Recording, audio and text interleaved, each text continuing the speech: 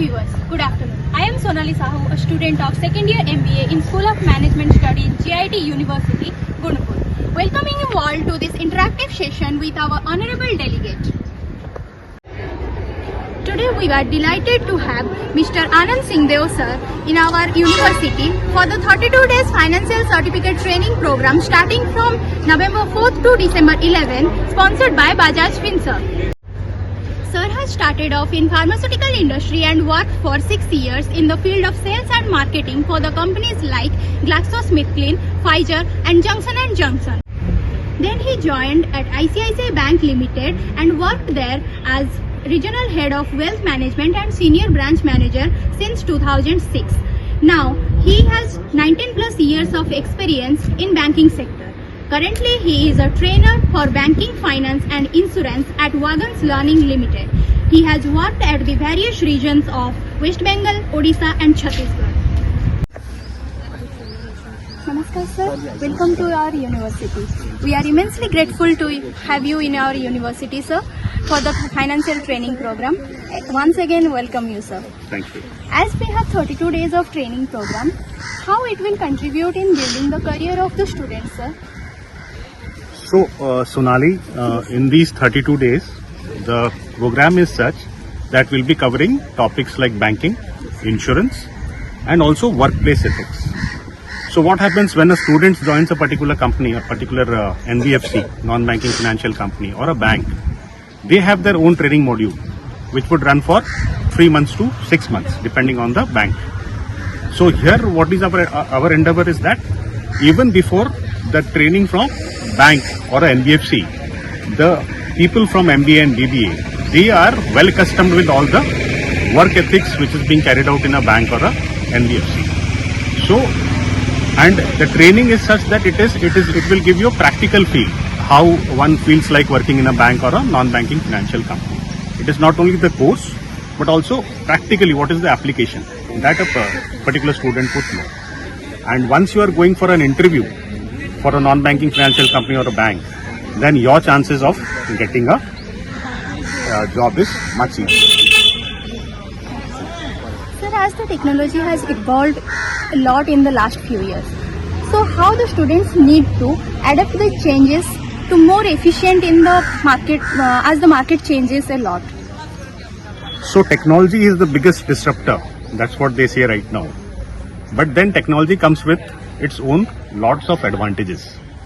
So whenever there is a technology in particular sector, let us say banking or NBFC, then whatever new technology has come, whatever new apps have come, as an employee, one has to use it. So once you use that particular technology, you get to know what are the advantages, and then you can be a advocate for that kind of a technology and what are the benefits. So first thing is to use that technology, see the benefits, and then you can propagate it to different people. Thank you. Sir, as we know that whenever we enter an organization, then stress is the must in workplace. So what you suggest that what are the steps the students should take to manage the stress at workplace? So, like it is a general opinion that there is a lot of stress today in the workplace. So, I have a different view. So, there are a group of people, group of employees who are suffering from stress, but there is also a group of employees who are enjoying their job. So, there will be a three-pronged process for this, which I can actually suggest to a particular student. First is whatever course that you are pursuing, it should be your passion. It is not that the whole world is pursuing certain course and you are drifting towards that. So first is pursue your passion, whichever field you are interested in, pursue that particular course. Second is, apart from the course, you should also be involved into certain extracurricular activities. Somebody is interested in sports, somebody is interested in painting, or somebody is interested in theatre. So they should also pursue that. So that is also one aspect of life, and it gives a complete personality to a particular student. So even let us say if there is a stress for a particular employee, the way to release that stress is to pursue his other passions as well. Okay, sir. Sir, as we know that a lot of universities are offering MBA nowadays. So what are the opportunities available in current scenario for the MBA graduates? So, India is supposed to be the third largest economy probably 5 years down the line. Now it is the fourth largest economy after US, China and Japan. So if you talk of any sector apart from banking and finance, so all the sectors are in the growth phase. You talk about pharmaceutical, you talk about FMCG, you talk about iron and steel. So there is growth everywhere.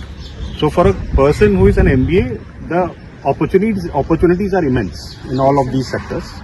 And obviously probably 3 to 4 years back, even people are opting for startups. So many young entrepreneurs are coming up in the horizon. And I'm sure with the university like out here in Gunpur, you will have a lot of new budding entrepreneurs, and which we would, coming days, we would get them to see in the pages of different business magazines. Thank you, sir. That is very inspirational. Thank you. Sir, about the last. Sir, what is your opinion about non-financial services? So, apart from the non-financial services, I should say that in the last 10 years, we were an exporter to IT services earlier. So, India was basically known for to export IT services to the world. Now, apart from the IT services, we have something called Make in India. So, Make in India, Startup India, Make in Odisha, Startup Odisha. So, these all things are now focusing on core production sector. So, core manufacturing sector. So that has come up. So now you have the different mobile companies of the world, you have different pharma companies of the world coming here in India and setting up their own plant. So that is a sector which is due for growth right now.